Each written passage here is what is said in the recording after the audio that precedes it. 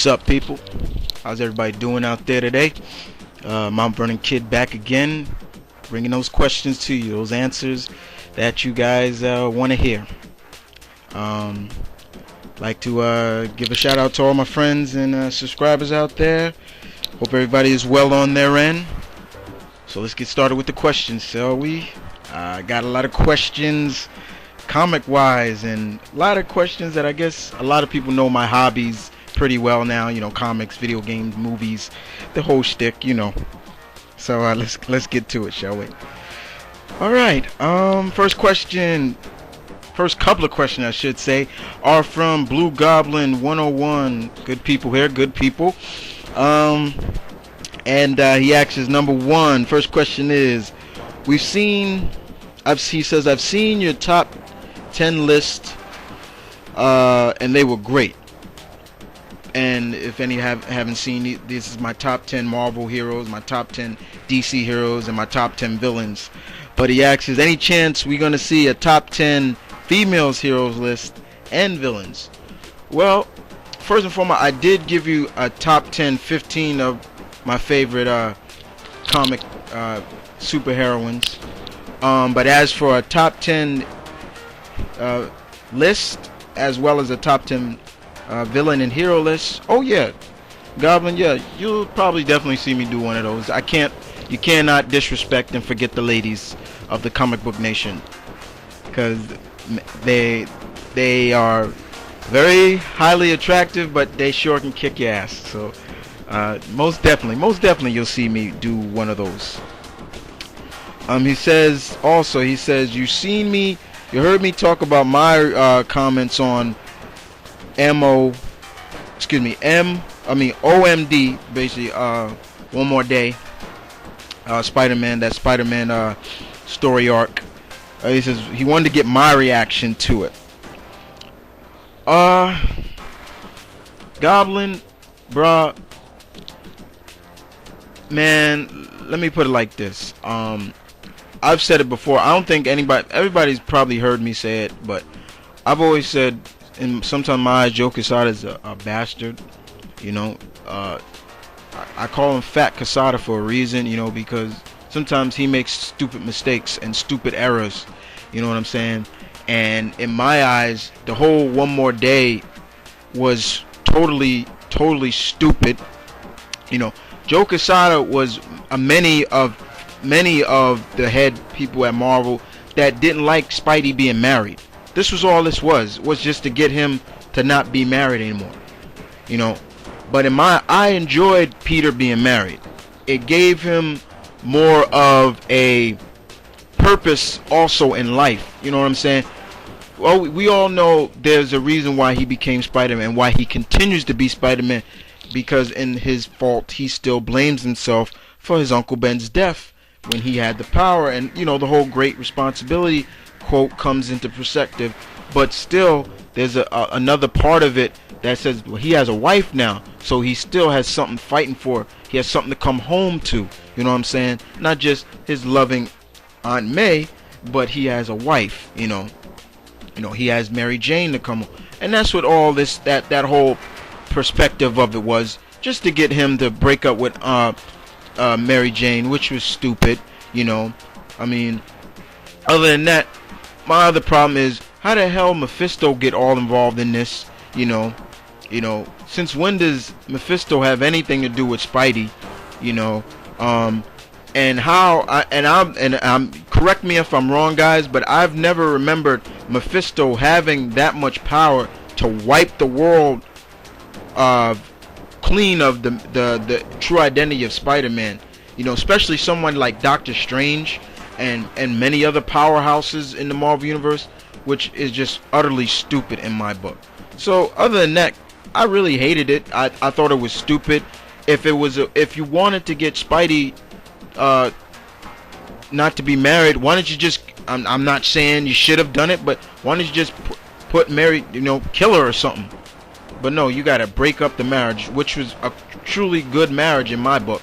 And that's how I feel. You know, Quesada, Stan Lee loved the idea of Peter being married. Many other people enjoyed it, but Joe Quesada and many others, I can't remember the other people's name, but they felt, oh, it was stupid to have Peter married. He's still young.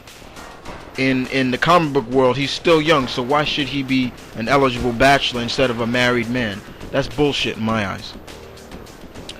Next question is Blue Goblin asks is, what are your thoughts on Nigel McGuinness signing with TNA? He's worked with TNA before back in the days, so this is nothing shocking, but I guess she just couldn't wait, any longer. He just felt maybe I should just go with something right now instead of waiting for WWE. So I'm not really too really bad about it.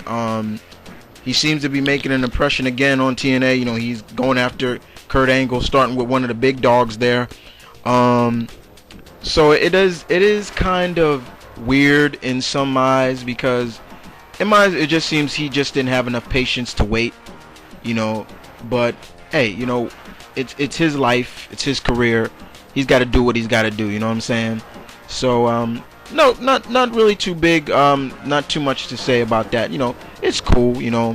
But as for Bryan Danielson, he made it clearly stating that he's patiently waiting. He has not ever and will never have any interest in TNA. So sometimes people can wait. Some people got the patience to wait. Some people don't. Some people just go with whatever brought to the table. You know what I'm saying? So other than that, it's cool. It's cool.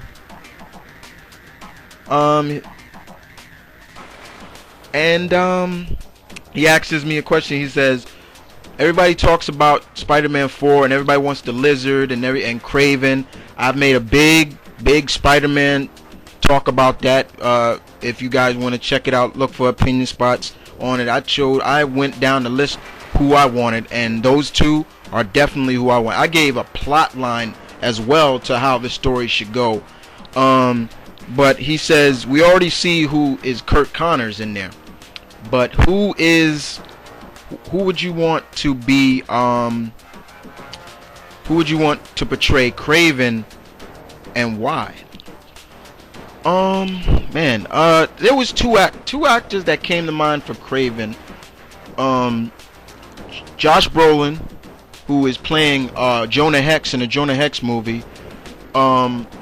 He kind of has that look of classic Kraven, and he's willing to work out and get into shape for it, to put on the muscle and things like that to play the role, because he's done it in many other roles I've seen with him. And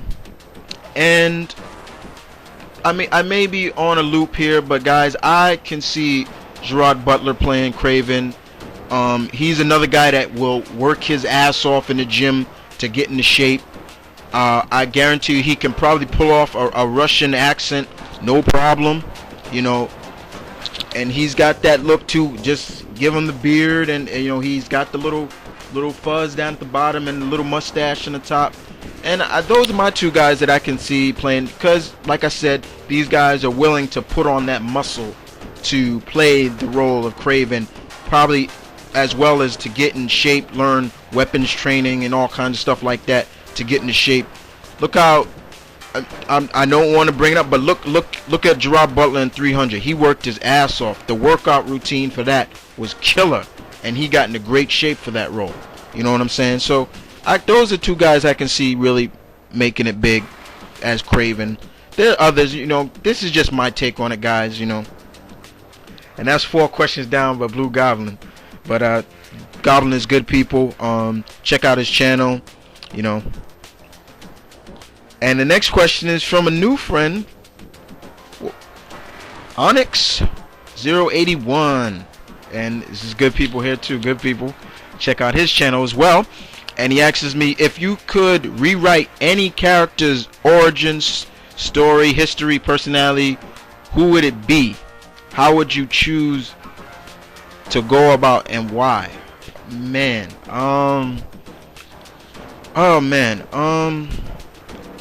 a character I would change his origin. Man, that's a tough one, Onyx. I thought about this for a long time, bro. Wow, since I got your question, I thought about it, and man, I can't see nobody I would change right off the bat. I love Spidey's origin. I love Batman's origin. You know, Green Lantern, uh, Superman's is cool. You know, many Wolverines is cool. Many of the X-Men's origin is cool. Man, I can't see any character right now that I would change. Personality wise, maybe personality wise, see, let me see. Man,